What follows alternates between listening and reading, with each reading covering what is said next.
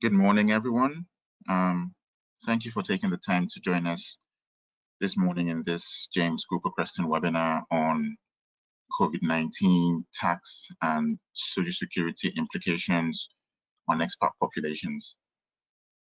My name is Ken Agu. I'm a manager in the expat tax team here at James Cowper Kreston. My name is Claire Dawes. I'm a tax consultant here at James Cowper Kreston. I work alongside Ken. I'll just hand back to Ken now and he will take you through the contents of today's session. Over the past few months, as you'd very well know, the workspace has changed quite dramatically with a lot of employees working from home in various parts of the world. And so we would like to address in this webinar the tax and social security implications of this new agile working format, particularly from an expat tax perspective. So what we're going to be looking at this morning. First of all, we'd like to spend a few minutes talking about the employees from foreign entities working remotely in the UK as a result of COVID-19 restrictions and the potential tax implications from this arrangement. Similarly, we'll speak on the tax implications resulting from the flip side of this arrangement, which is employees from UK entities working remotely overseas. We will then briefly touch on the social security implications of UK inbounds and outbounds. And then finally, discuss permanent establishment and what this means to you as an employer and how to mitigate against any potential PE risk that may arise. To close the session, we will discuss on how we at JCK can help you and have a brief recap of our team and our core competencies here at JCK. I'll now hand over to Claire to speak on the first topic. Thank you very much, Ken. So the first part of today's webinar is to look at situations where individuals have spent more time in the UK as a result of the COVID-19 pandemic. I'll be focusing predominantly on the statutory residence test and HMRC's updated guidance. So the statutory residence test, as we know it, is a piece of legislation which has been the main source of residence guidance in the UK since 2013. The main purpose of the statutory residence test is to count days. And when we're considering these days, we're thinking about how they will affect the automatic overseas tests in the first instance, under one of the 3 automatic overseas tests, the automatic UK tests, and then finally the sufficient ties test. So it's really important to understand that an individual's residence position has a direct impact on their tax position. So it's vital that the guidance is analysed in detail based on the individual's facts and circumstances. So if we take a look at what a day is, first of all, essentially a day is when an individual is in the UK at midnight. So for example, if an individual flies into the UK at 9 AM and they fly out at 10 PM on that same day. Now that would not be considered a day under the SRT because they didn't meet that midnight rule. Now conversely, if an individual flies into the UK at 9 and then they fly out the following day, say at 10 AM. Now that would be considered a day under the SRT because they were present in the UK at midnight. So that's our general definition of a day. However, there are certain scenarios in the statutory residence test which allow for days to be excluded from a taxpayer's annual day count. And these are what we call exceptional circumstances. Now, exceptional circumstances will be considered exceptional where the situation is beyond the control of the taxpayer. Whether or not the situation will be exceptional is based very much on the facts and circumstances, and HMRC have placed a lot of emphasis on this recently. To be considered exceptional circumstances, the taxpayer must have absolutely no choice in the terms of the time they spend in the UK. HMRC have issued updated guidance that these exceptional circumstances would extend to the impact of COVID-19, and they gave a number of specific examples which would qualify.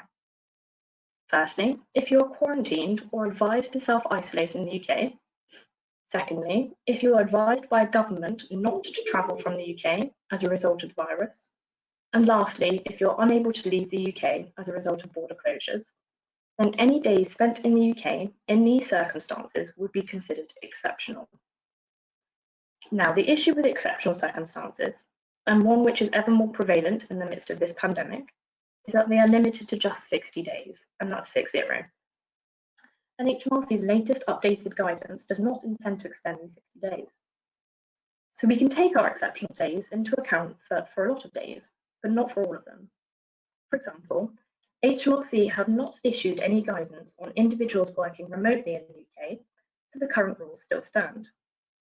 Individuals who rely on the third automatic overseas test to remain non-UK resident can only spend 90 days in the UK, of which 30 can be work days. So whilst an individual may be able to take advantage of the 60 days under the exceptional circumstances rules, there is no extension to the 30 workday rule, and therefore working remotely in the UK for more than 30 days runs the risk of triggering UK residence. Now, when thinking about COVID-19, I know that it may be quite difficult to focus on tax.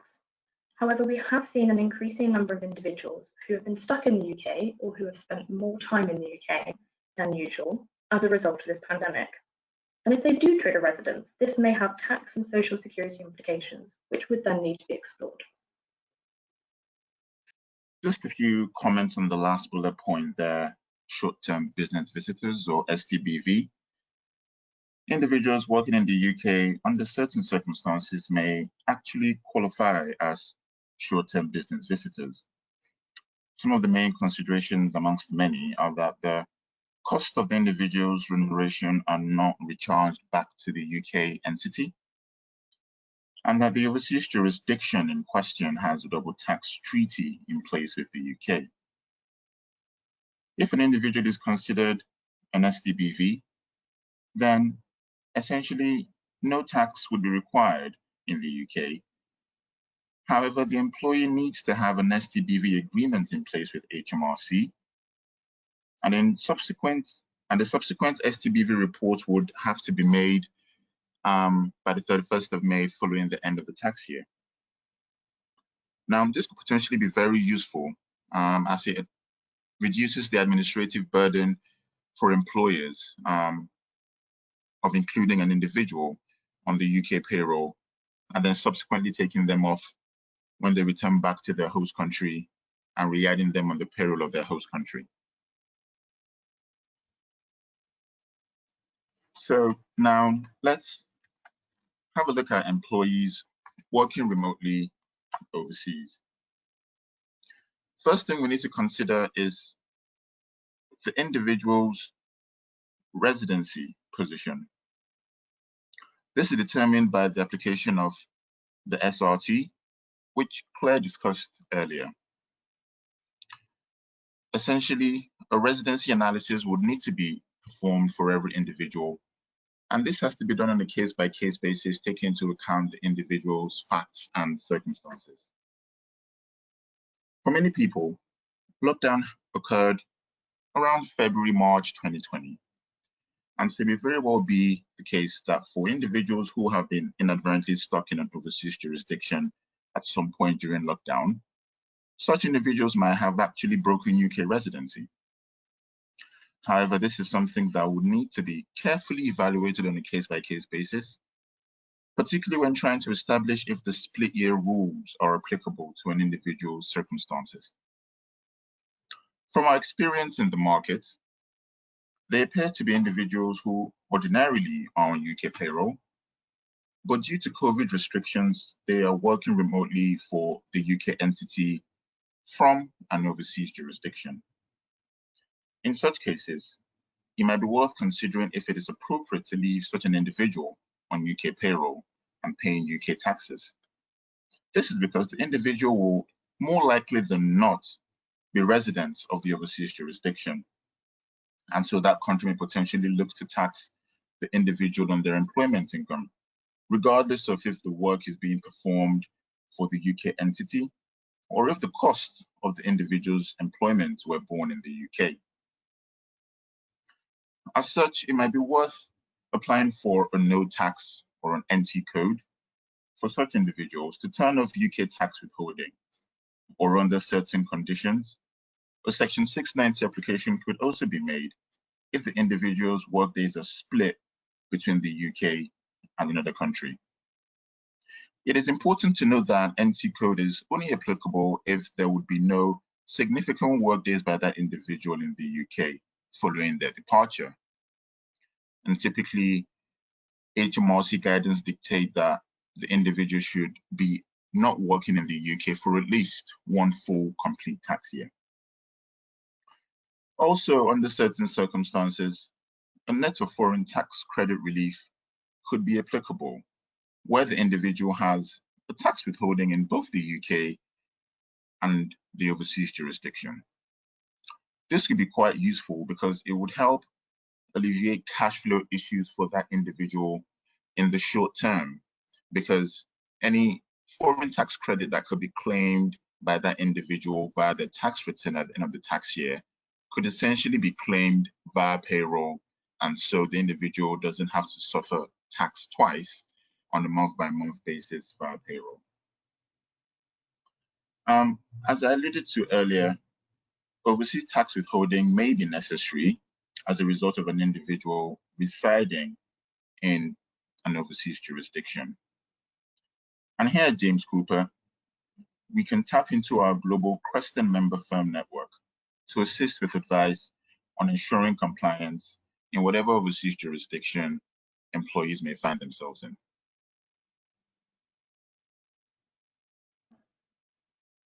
So moving on to social security contributions, it is really important to understand that there is a distinction between tax and social security positions.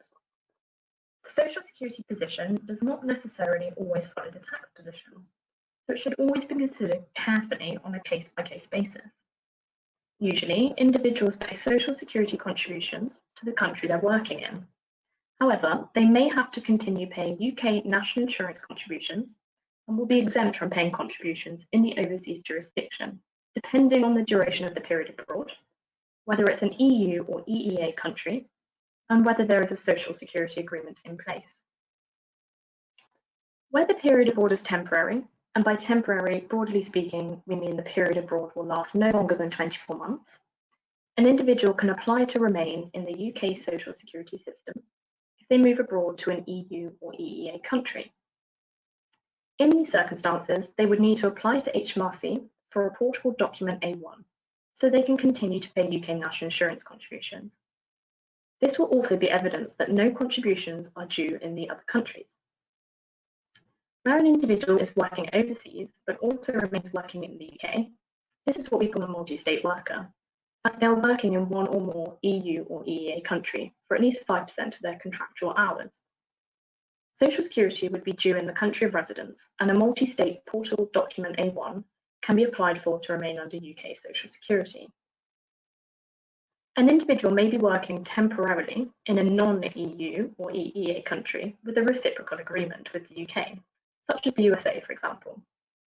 In these circumstances, a certificate of coverage can be applied for to remain in the UK Social Security system, and this agreement can last up to 4 years depending on the agreement.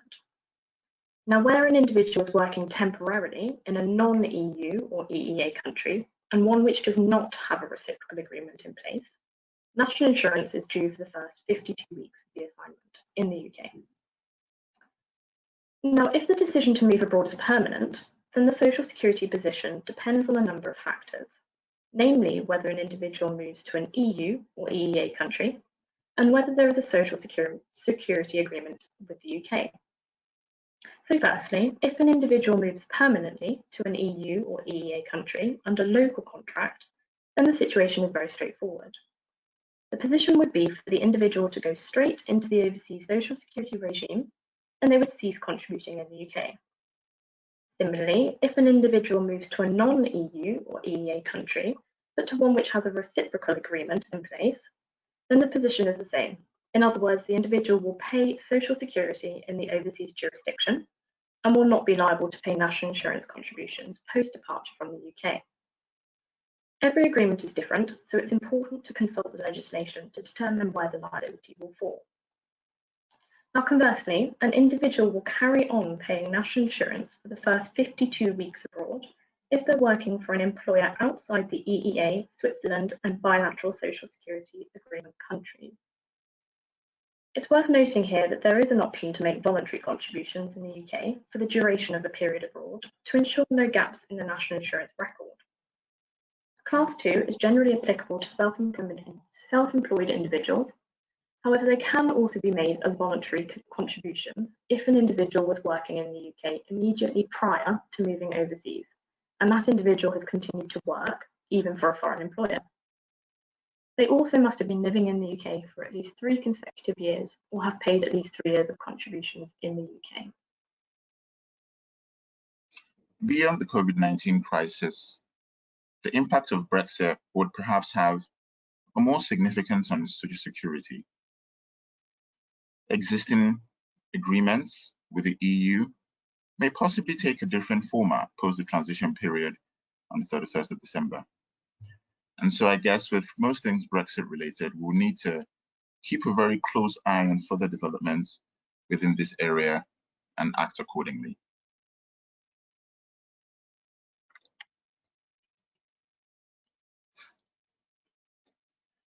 Now, as you may be aware, if a business were to operate within another country, that country may seek to tax the profits that arise there. This could potentially arise either by having a corporate tax residence or a permanent establishment in the country. Now, from a UK perspective, a company is deemed to be UK tax resident if it's incorporated in the UK, or if its place of central management and control is in the UK. Due to the COVID-19 related disruptions, there has been a sudden potential risk by employers that the place of central management and control of, say, a non-UK incorporated company could inadvertently shift to the UK, particularly if key decision-making employees choose to work remotely from the UK, or perhaps UK resident directors are unable to travel for board meetings or other similar strategic meetings, and as a result have to attend such meetings remotely from the UK. HMRC have, however, published some guidance stating it would not consider a company UK tax resident solely because a few board meetings were held in the UK over a short period of time. However, caution should be taken in this area and consideration given to the position of other overseas tax jurisdictions, as they may differ to the position of HMRC and the UK tax authorities. Relevant tax treaties should be reviewed as much as possible to determine the overall residency of the company. However, as much of these treaties were ratified so many years ago, they may not have the appropriate clauses to deal with this particular situation of COVID-19. Hence, even the more reason why consultation should be given to the local laws of each overseas jurisdiction independently. Now, a taxable presence can also inadvertently arise if an employer has a permanent establishment in another country. Typically, what defines a permanent establishment or a PE are enshrined within the tax treaty of the UK and the other country.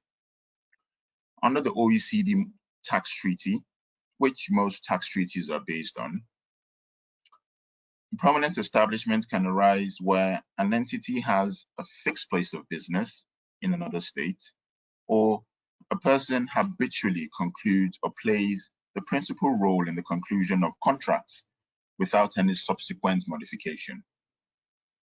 Now, the OECD guidelines typically exist to assign the taxing rights where it could be argued that the corporate profits have arisen due to the activities of an individual in more than one location.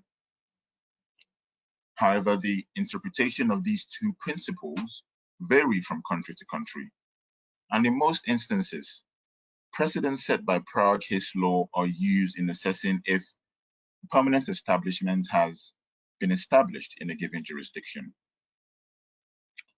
Updated OECD guidelines suggest that the unintended consequences of COVID-19 should hopefully not create unintended permanent establishments or residencies.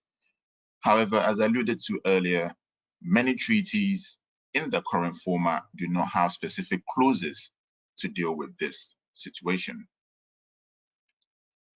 Now, why is it important to get this right? To begin with, it's important to conduct a PE risk analysis to ensure that a permanent establishment or a corporate residency has not inadvertently been created due to the activities of some of your employees working remotely. Now, if this assessment is deemed necessary, analysis would need to be done on a case-by-case basis, giving full consideration to the nature of work being carried out by the individual and the particular jurisdiction concerned. This analysis is quite important as it helps reduce the risk of unexpected tax payments by the company, including potential interest and penalties which may arise in an overseas jurisdiction due to failure to comply with the local tax laws. Also, if following the risk analysis, it is deemed that the PE risk is medium to high, the company can put appropriate safeguards such as disclosure notes to the relevant tax authorities to show that reasonable care has been taken proactively to manage any PE issues, and so reducing the risk of any potential challenges or penalties from any overseas jurisdiction.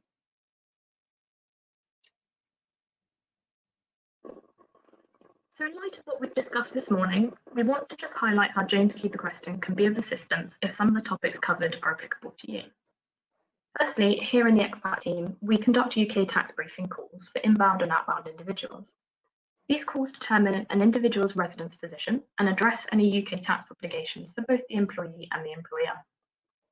Now, you might think due to COVID-19 that there has been less of a demand for such calls, given we have been quite restricted in the travel department, but we have actually held more than usual, and these are particularly important to address some of the issues we've discussed this morning. Secondly, we can undertake a PAYE review on individuals potentially affected by what we've covered today, and can provide subsequent advice on the best course of action.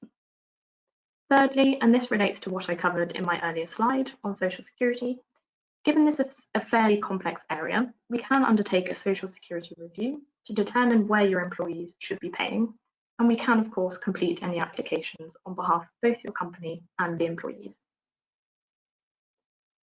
We can also help with UK tax return reporting, as well as conducting permanent establishment risk assessments from a UK perspective.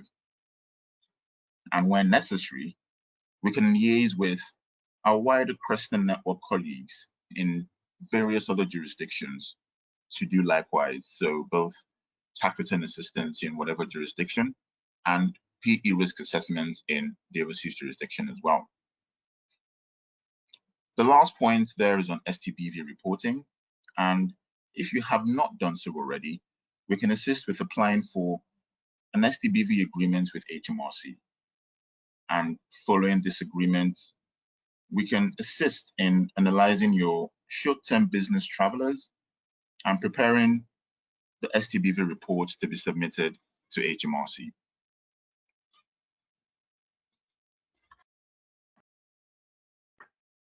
Next slide, please. Thank you. So as this webinar comes to an end, I want to close with a quick introduction to our team for those who don't already know us. The expat tax team here at James Cowper is made up of the 6 of us, as you can see on the screen.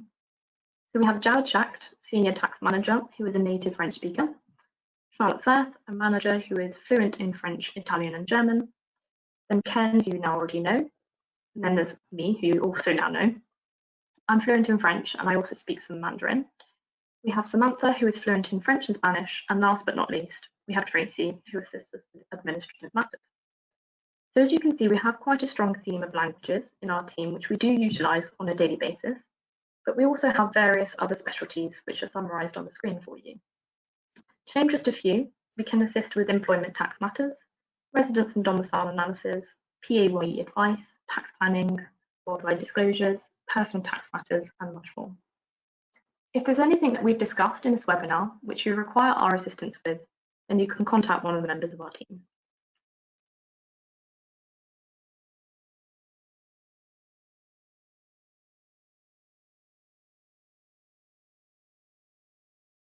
So as Claire mentioned there, please see our contact details for both myself and Claire. If you do have any questions or require any assistance, we'll be more than happy to assist, as well as the wider team as well. And so that brings us to the end of this webinar, and I'll just give a few more minutes to see if we've got any questions.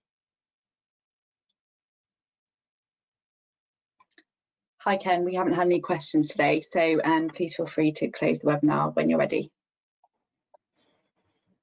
Okay, thank you. So thank you very much everyone for your time. And as I mentioned earlier, please have a look at mine and Claire's contact details. Do reach out to us if you have any queries or require any assistance, and hope you have a nice day. Thank you.